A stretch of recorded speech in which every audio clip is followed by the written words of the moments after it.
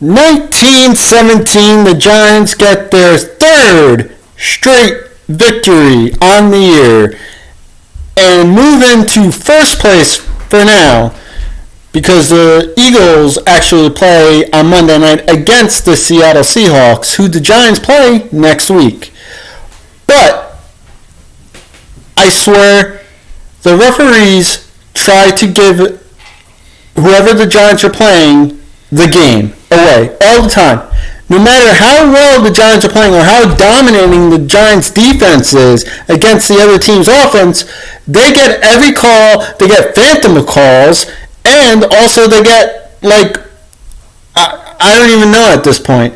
But the Giants' defense, for some reason, every week this year, they have one drive where they just give up, they just let the opposing offense just go right down the field, and then they commit a stupid penalty, and then they're on to score a touchdown. And, I mean, they did it, and then also, Leonard Williams had a mind-boggling roughing the passer penalty, which I'm like, just let him throw the ball. He's not going to score a touchdown on that play. They're not even going to get a first down. Just let him throw the ball. There's no need to hit him right there. But they did. And they wound up scoring a touchdown. But thank goodness the Giants defense came up big at the end. You know, shared, coming out with a fumble recovery to pretty much close out the game, where Brandon Allen, I don't know what he was doing, but that's probably why he's a backup. But he hung on to the ball, and he fumbled the ball. He had 2 turnovers. He threw a pick. He fumbled the ball. And the Giants escape with a 19-17 win out of Cincinnati, their first victory in Cincinnati. But you know what? I didn't care. As long as they got a win, I'm happy. It's only a 2-point win. Whatever. Right now, the Giants are sitting pretty at first place in the worst division in football, and this is actually the Giants' first win outside the division this year. I mean, the Giants really should be 9-2. I mean, the only loss they really should have had was against the Niners, and that I don't know what that was, but they lost that game pretty handily. And you know what? There's nothing I can say about that. But the thing is, the Giants are almost there, are so close. They gotta tighten up those boneheaded plays and actually know how to close out games. And actually, they closed out the game today. But they really know how to make Giant fans, like me, and all of you who I'm assuming are Giant fans. I mean, some of you may be Bengal fans and maybe shut up, you guys won. Or you may be whatever. I don't know. But this is really for Giant fans. Giants just know how to make their fans sweat every week. Even if they're favored by 40 points, they will find out a way to win the game, but just narrowly winning it. They can't just dominate a team and outscore them like the Chiefs or something and win by 40-20. But a win's a win. I'm okay with it. And now the Giant fans focus and the Giants themselves, it moves on to Seattle. That's where the focus goes. And honestly, the big news out of this game was that the Giants, they lost their quarterback, Daniel Jones, to a hamstring injury, and he didn't come back. And it was very nerve-wracking to watch McCoy, run the offense. And I was just happy he didn't turn the ball over.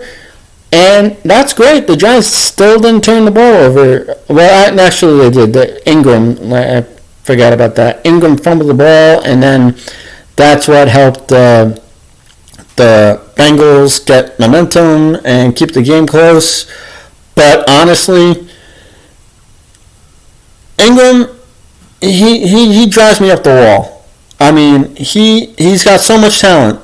He's got, I'm not going to say it's the talent of OBJ, because OBJ is just otherworldly talent, but he just he can't stay out of trouble. Ingram has insane amount of talent, just can't stop making boneheaded plays. It seems like he's had more boneheaded plays than actual plays that have helped the Giants. But he did have a play in the beginning of the game. He had like a 50-yard reception from Daniel Jones, who I love that Daniel Jones is actually, you could see his progression because he actually audibled. He saw in the lineup in the game that he actually said, no, I want to throw the ball. He noticed a one-on-one matchup with Ingram, and then he audibled to it, and then he threw it to Ingram for a huge gain. And that was great. And also, I love the way the defense is playing. New York fans love defense. We love it. We just love hard-nosed defense where we will just rip your head off and, whatever.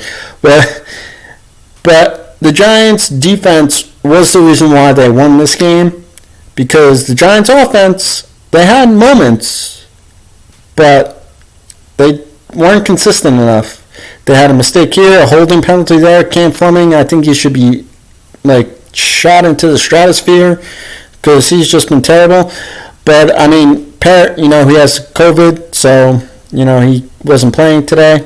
And also Kenan Smith wasn't playing today because he had COVID. And it was nice to have Gano back because he had COVID, but it was the bye really helped him out.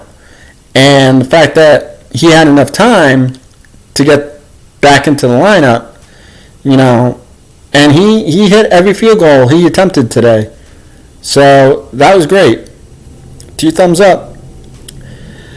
But on to Seattle, and let's get another win. The next game is always the most important one. The Giants, if they keep on playing, winning football, and mistake-free football, there's no reason why they can't win. Because they are a good team. They are a talented team. I'm not going to say they're good because they still make stupid mistakes and make you want to rip your hair out. Every game, I said the Giants will win, and they did win. Not saying I know football more than anybody else, but I had a belief that they would win. But like I said, I thought it was going to be close, and it was. They won by 2 points. But you know what? Let's just go on to the next week. Hopefully, Daniel Jones is better, rests up that hamstring. Hopefully, it's not torn or anything like that. Hopefully, it was just like a cramp or like a strain maybe. I don't know. I'm not a doctor, so we'll see. Hopefully, because if Daniel Jones isn't playing, then all hopes of a playoff berth are out the window. But I'll say goodnight. Go Giants.